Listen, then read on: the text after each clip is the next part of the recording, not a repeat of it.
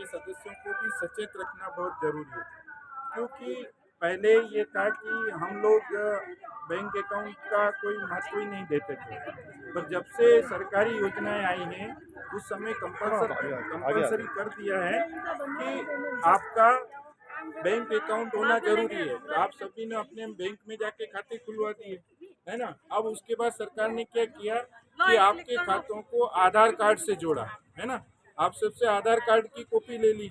अगर आधार कार्ड नहीं देते हैं तो आपका खाता में कोई भी लेन देन नहीं होगा, या सरकारी योजना के तहत कोई भी पैसा आता है तो आपके खाते में जमा नहीं होगा, है ना।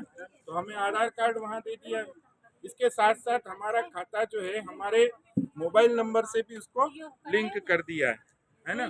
तो हमारे खाते में कोई भी लेन देन होता है तो वो ऑनलाइन हमें पता चल जाता है, हमारे पास मैसेज आ जाता है कि हमारे खाते में कितने पैसे जमा हुए या कितने पैसे निकाले गए, है ना।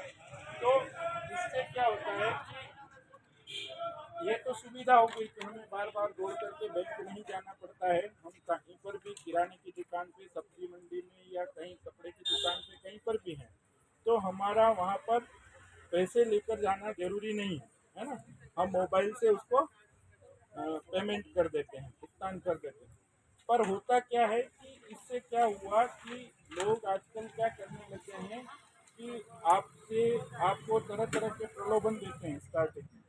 जैसे मैसेज भेजते हैं कि आपके इतने हजार की या इतने लाख की लॉटरी खुली है, आप इस नंबर पे या तो कॉल करें या ये लिंक पे जा करके अपनी जानकारी दें, ताकि हम आपको ये पैसा दे सकें, है ना।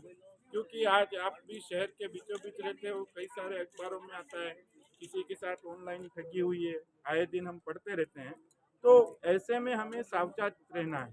कोई भी मैसेज आए तो उस पर हमें विश्वास नहीं करना है, और उस मैसेज के साथ एक ब्लू कलर का लिंक आता है ना, उसको भी हमें खोलना नहीं है। अगर जैसे ही हम खोलेंगे तो हमारे मोबाइल में जितनी भी जानकारी है, हमारे खाते से हमने किसको पेमेंट किया है या हमारे खाते में कितना पैसा है, वो सारी चीज़ें वो लोग पता कर लेते हैं। इसके साथ साथ आपके पास किस किस के नंबर है आपके मोबाइल में, वो भी उनके पास चला जाता है ना। और फिर वो क्या करते हैं, आपका मोबाइल या खाता हैक कर लेते हैं और उस खाते में से पैसा निकाल लेते हैं। तो हमें सबसे ज़्यादा सावधानी ये रखनी है कि कोई भी मैसेज पे कोई भी लिंक आए या किसी भी व्यक्ति द्वारा आपको फ़ोन किया जाए, अगर आप उसको नहीं जानते हैं तो उसके ऊपर विश्वास नहीं करें, और अपनी पर्सनल जानकारी जो है वो उसको नहीं दें, है ना। क्योंकि कई बार वो पूछते हैं कि हम, या आजकल ऐसा भी होने लग गया आपके खाते में वो आपके पास पैसा भेज देते हैं। अगर आप पेटीएम यूज कर रहे हैं तो पेटीएम में 150 रुपये भेज देते हैं। फिर कहते हैं अगर आपको और पैसा चाहिए तो हमें ये इन्फॉर्मेशन दो, या जैसे कि 4 नंबर का एक ओटीपी आता है ना। तो वो ओटीपी पूछते हैं कि ये नंबर हमें बता दो। जैसे ही आपने नंबर बताएंगे आपका जो बैंक अकाउंट है वो पूरा खाली हो जाएगा, है ना। तो हमें इस तरह की जानकारी किसी को नहीं देनी है ना।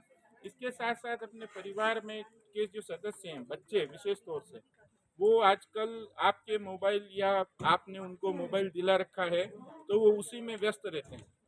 तो हमें ये भी ध्यान रखना है कि बच्चा हमारा क्या कर रहा है ना। क्योंकि आजकल ऑनलाइन चैटिंग का भी बहुत ज़्यादा करते हैं बच्चे। तो उसमें क्या करते हैं कि चैटिंग करते करते कोई भी अगला कुछ भी पूछता है तो अपनी सारी जानकारी दे देते हैं। तो इस तरह से बिना किसी को जाने पहचाने, सोचे समझे अपनी पर्सनल जानकारी है वो किसी को नहीं देनी है ना। और अगर बच्चों को और परिवार के सदस्यों को ये भी सावचेत करना है कि अगर किसी का वीडियो कॉल आता है ना, जिसमें उसका फोटो हमें दिखता है और हमारा फोटो उसको दिखता है, अगर इस तरह का वीडियो कॉल आता है तो वो भी हमें अटेंड नहीं करना चाहिए, है ना। क्योंकि हम उससे हम जानते नहीं हैं तो हम उससे क्यों देखें, है ना। कई बार क्या करते हैं कि जैसे आपने कॉल किया तो उसके साथ आपकी फोटो आ जाती है ना, और वो फोटो लगा करके फिर आपको वो ब्लैकमेल करते हैं कि हमें या तो इतना पैसा दो, नहीं तो आपको बदनाम कर देंगे, या आपकी फ़ोटो फलाने को भेज देंगे, ये कर देंगे।